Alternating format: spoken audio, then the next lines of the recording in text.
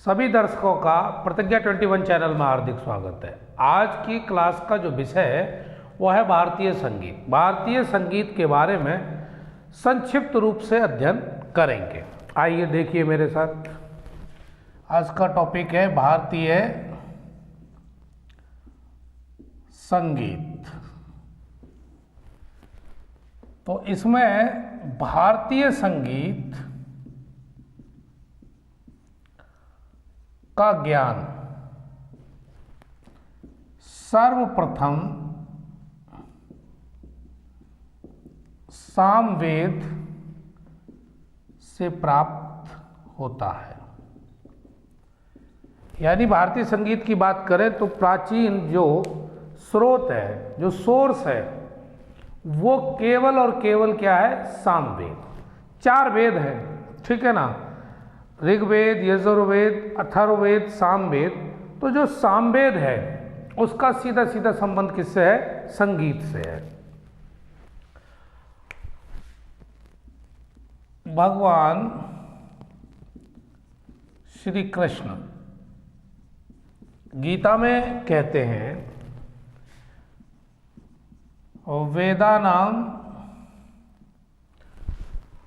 वेदानाम सामवेदो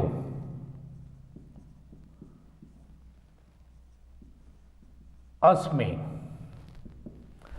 वेदानाम सामवेदो अस्मि अर्थात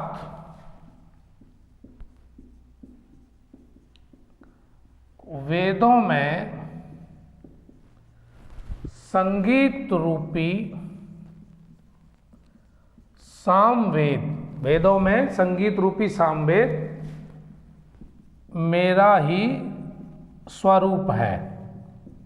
ये कौन कहते हैं? भगवान श्री कृष्ण कहते हैं गीता में, वेदानाम सामवेदो अस्मि अर्थात वेदों में संगीत रूपी सामवेद मेरा ही स्वरूप है। सामवेद को संगीत का जनक कहा जाता है। अरे जाहिर सी बात है कि इससे पुराना कोई है ही नहीं, तो जनक तो कहा ही जाएगा। सामवेद को संगीत का जनक कहा जाता है। अब इसके बाद आओ तो प्राचीन भारत में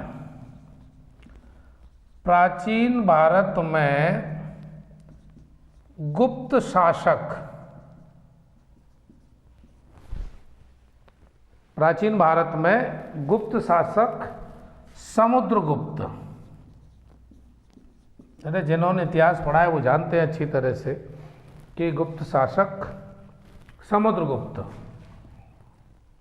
के वीणाधारी प्रकार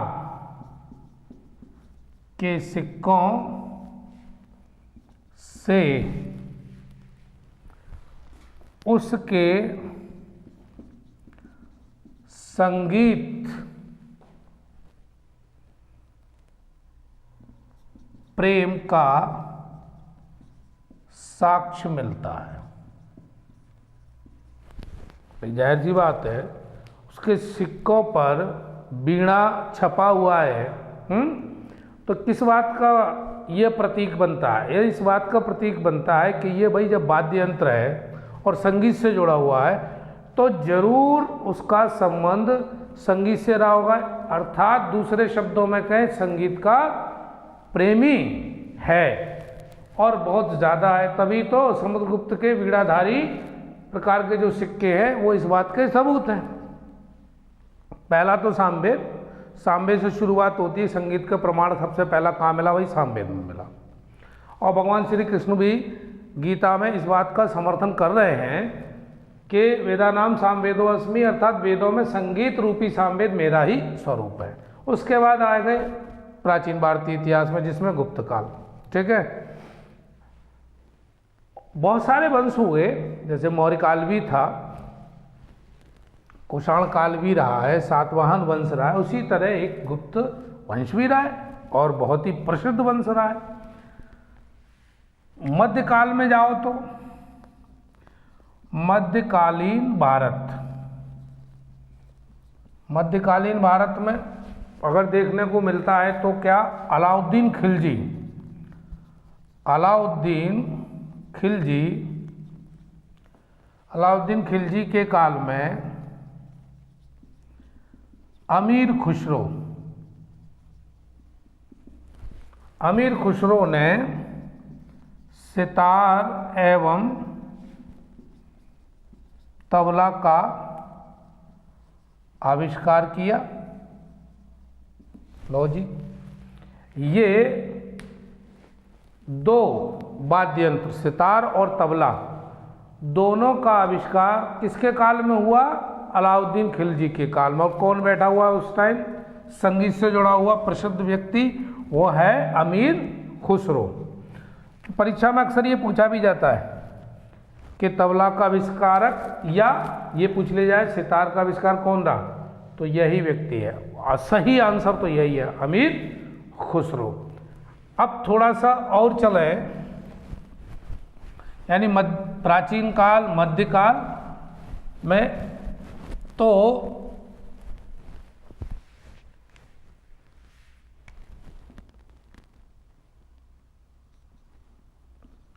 संगीत सम्राट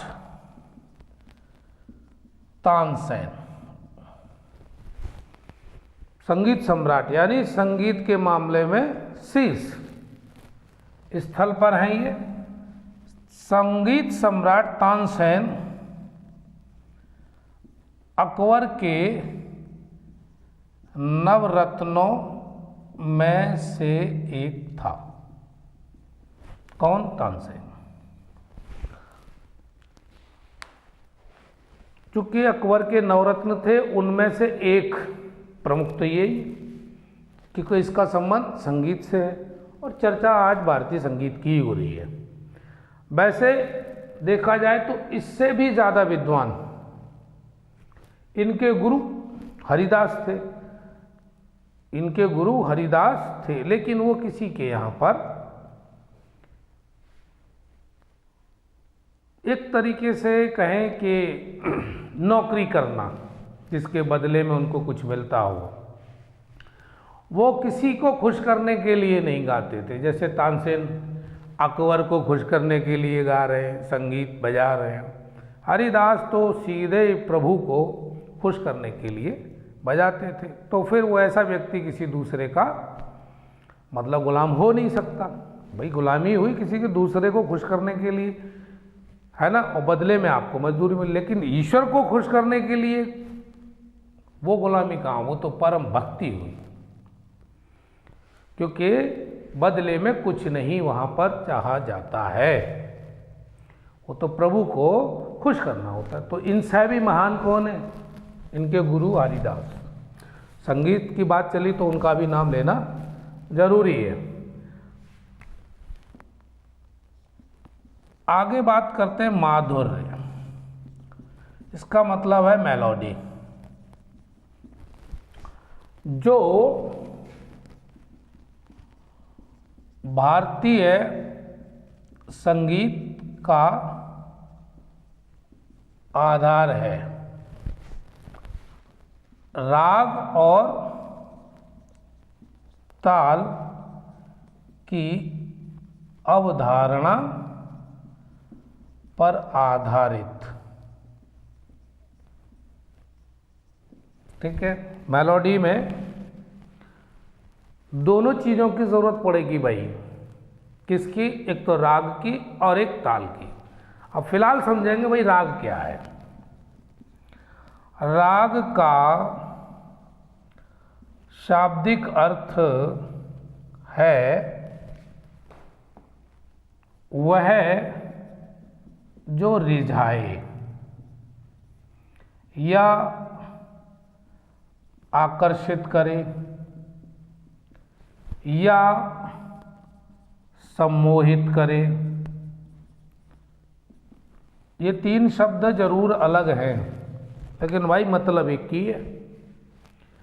रिझाना, आकर्षित करना और सम्मोहित करना, ये किसका अर्थ हुआ, राग का। राग किसे कहेंगे, वह जो रिझाए, आकर्षित करे या सम्मोहित करे। यहाँ तक तो बात समझ में आती है। अभी ताल की बात भी करेंगे, अभी ताल की भी बात करेंगे, पहले राग को समझें। अब भारतीय जो संगीत है उसको हिंदुस्तानी शैली में प्रत्येक राग के गायन एवं वादन के लिए कुछ निश्चित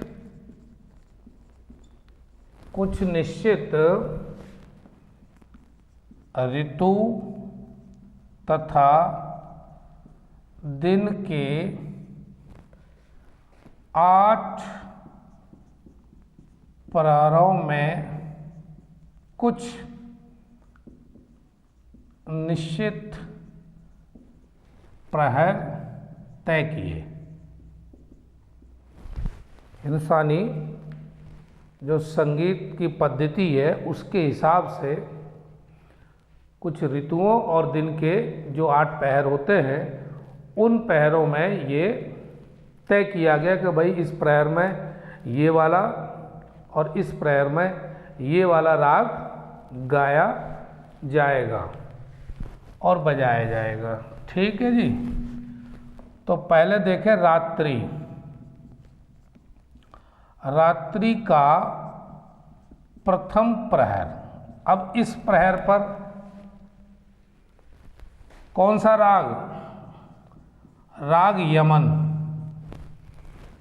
रात्रि का जो प्रथम प्रहर है उस पर कौन सा राग? राग यमन। दूसरा,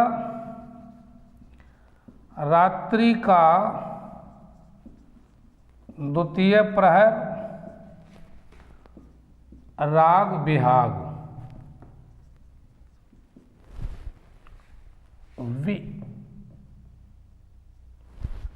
और तीसरा, रात्रि में राग दीपक। चौथा, मध्यरात्रि। मध्यरात्रि में वागश्री। पांचवा, प्रातःकाल राग भैरव, राग भैरवी। और छठवें में दोपहर राग सारंग। अब ये हिंदुस्तानी शैली में जो समय का ध्यान रखते हुए संगीत में गायन और वादन का टाइम निश्चित किया कि भाई इस टाइम पर ये राग गाए जाएंगे। और अब क्या हो रहा है, इनका तो इन सब राग को तिलांजलि देते हुए अब क्या बजने लगा? डीजे बजने लगा। किसी भी समय बजता है वो किसी भी समय शोर करता है, संगीत नाम का तो कुछ होता ही नहीं है। बेवजह उछल रहे, बेवजह कूद रहे हैं, सामने वाले का भी दिमाग खराब कर रहे हैं, खुद तो हैं ही बेवकूफ़। और क्या शब्द इस्तेमाल किया जाए भाई? भारतीय संगीत में अगर देखा जाए तो ये हैं राग यमन, राग बिहाग, राग दीपक, वागश्री, राग भैरव, राग भैरवी और राग सारंग। अब इनसे कहीं कोई मेल खाता है? बिल्कुल नहीं। दूसरी बात, ये तो राग दीपक के बारे में तो अक्सर सुना जाता है, कहा सुना जाता है कि भाई बरसों से सुनते आ रहे हैं कि जब दीपक राग बजाया जाता था तो दीपक ऑटोमेटिक अपने आप जल जाते थे। अब ऐसा राग बज रहा है डीजे में तो ऑटोमेटिक आदमी का बीपी बढ़ जाएगा, ऑटोमेटिक सिर दर्द शुरू हो जाएगा। ये ऐसा राग बज रहा है, अब पता नहीं कौन सा राग है वो। तो कुल मिलाकर यहाँ संगीत की बात चल रही है तो ये बात कही गई है। अब यहाँ तक तो रही बात भाई राग की।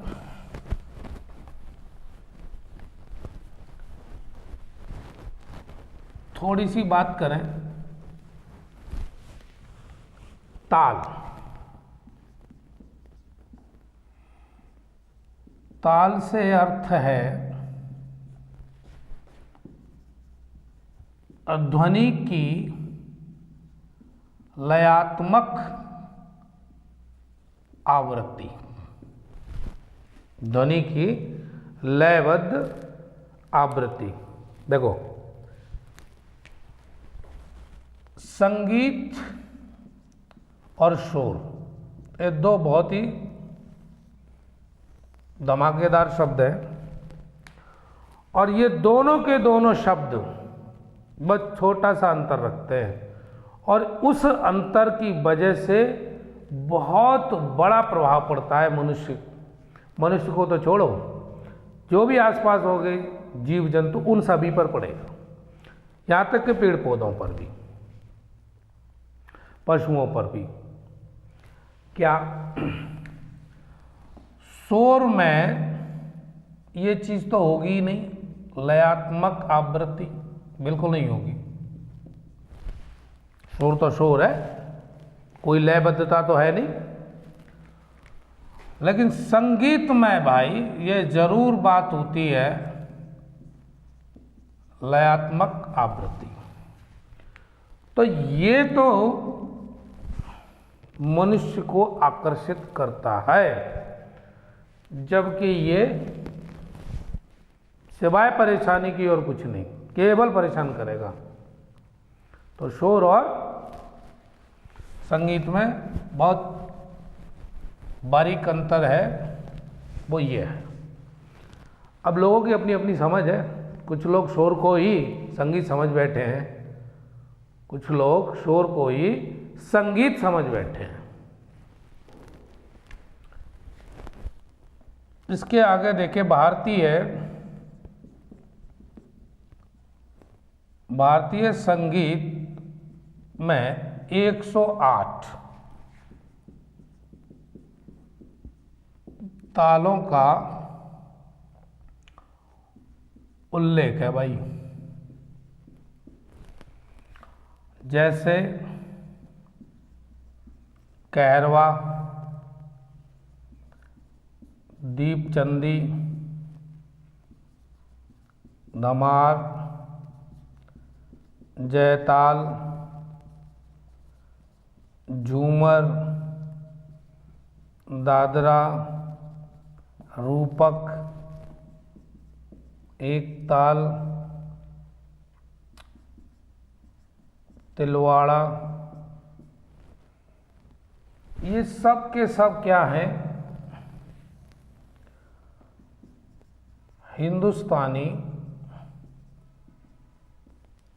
संगीत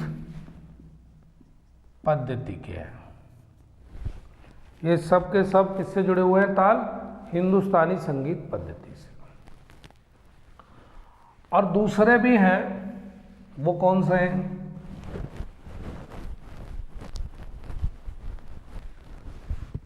कर्नाटक संगीत पद्धति से पहला है आदि ताल, और दूसरा है रूपक ताल, तीसरा है मिश्र चंपू ताल। ये भी तीन प्रमुख हैं। ये कर्नाटक संगीत। अब यहाँ पर थोड़ा सा ये समझना है कि हिंदुस्तानी संगीत पद्धति और कर्नाटक संगीत पद्धति, ये दो हैं भारतीय। अगर संगीत की बात करें तो इसको दो भागों में बांटा जा गया। इस हिंदुस्तानी संगीत पद्धति पर जो थोड़ा प्रभाव है वो किसका है? फारस का भी। अब इन दोनों में जो अंतर है, इन दोनों में अंतर है वो क्या है? मौलिक अंतर अधिकांशतः उनके अभ्यास या प्रयोग में है, न कि सिद्धांतों में। यानी अगर कोई मूलभूत अंतर देखने को मिलता है तो वो सिर्फ ये मिलता है कि इनके अभ्यास या प्रयोग में। बाकी राग के नाम लगभग दोनों के एक जैसे ही। अब दूसरा अगर बात करें तो हिंदुस्तानी संगीत के कुछ महत्वपूर्ण राग, तो एक तो दरबारी,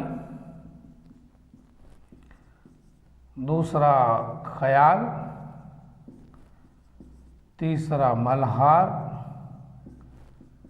चौथा ठुमरी, पांचवा भैरवी, छठवां ध्रुपद, सातवां विहार, आठवां चमन, नवा राग पहाड़ी और 9 तो हैं, 1 2 3 4 5 6 7 8 9, ये 10वां और लिखो मल्हार। सॉरी, मल्हार तो हमने लिख ही लिया है। ये कुल मिला के ये जो 9 है ये प्रमुख है। कैसे हैं ये प्रमुख? हिंदुस्तानी संगीत के कुछ महत्वपूर्ण राग। और हर एक राग का अपना एक समय, मैंने बताया ना अभी, कब इनका गायन और वादन होगा, इस पर चर्चा भी हुई है। अब ऐसे ही बात करते हैं कर्नाटक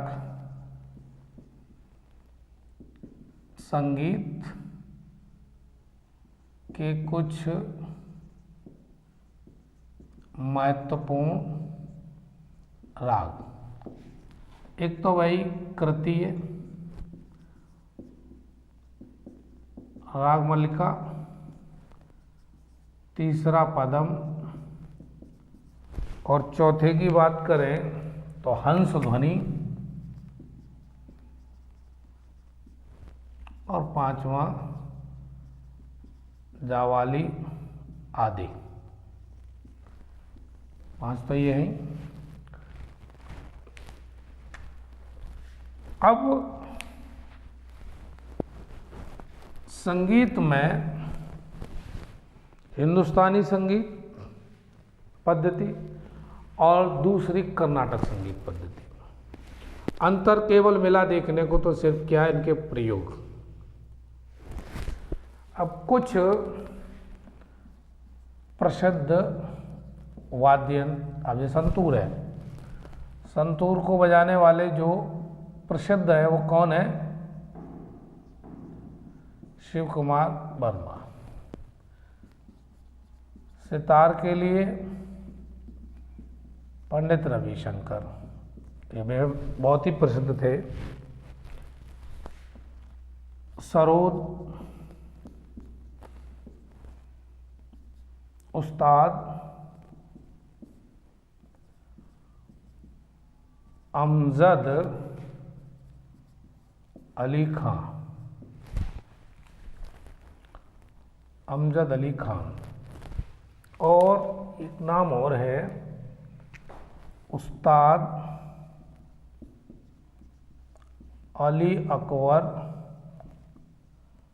खान। 1 2 3। और चौथा वाद्य यंत्र बांसुरी, इसके लिए प्रसिद्ध है हरिप्रसाद चौरसिया। और भी नाम है, मैं तो एक एक नाम लिया है, आप और भी देखेंगे तो और भी नाम है। जो बहुत ही प्रसिद्ध है हर एक क्षेत्र में, यानी संतूर, सितार, सरोद, बांसुरी। अब लेते हैं शहनाई। उस्ताद बिस्मिल्लाह खान, ठीक है ना, भारत रत्न लिए चुके हैं, है ना, उस्ताद बिस्मिल्लाह खान। बहुत सारे तो अब ऐसे हैं, वर्तमान में तो है ही नहीं, लेकिन नाम तो अभी भी उनका है और हमेशा रहेगा। वायलिन पंडित वीजी जोग, ये कुछ नाम हैं जो अपने अपने क्षेत्र में बहुत ही प्रसिद्ध रहे। जैसे तबला वादक जाकिर हुसैन। परीक्षा में अक्सर इस तरह का प्रश्न पूछ लिया जाता है, तो आपको एक हिंट मिला कि भाई कौन कौन से जो वाद्य यंत्र हैं उनको कौन कौन बजाते हैं, आप देखिए उनके नाम और तैयार करिए, ठीक है। ये सवाल अक्सर पूछ लिया जाता है। कभी कभी ये भी पूछ लिया जाता है कौन सा राग कौन से प्रयर में गाया जाता है। तो आज थोड़ा बहुत हमने जानकारी हासिल की, वो क्या, भारतीय संगीत के बारे में। आज की क्लास भाई यहीं छोड़ देते हैं, मिलते हैं फिर किसी नए टॉपिक और नए सब्जेक्ट के साथ। तब तक आप यूं ही जुड़े रहिए। वीडियो देखने के लिए दिल से धन्यवाद।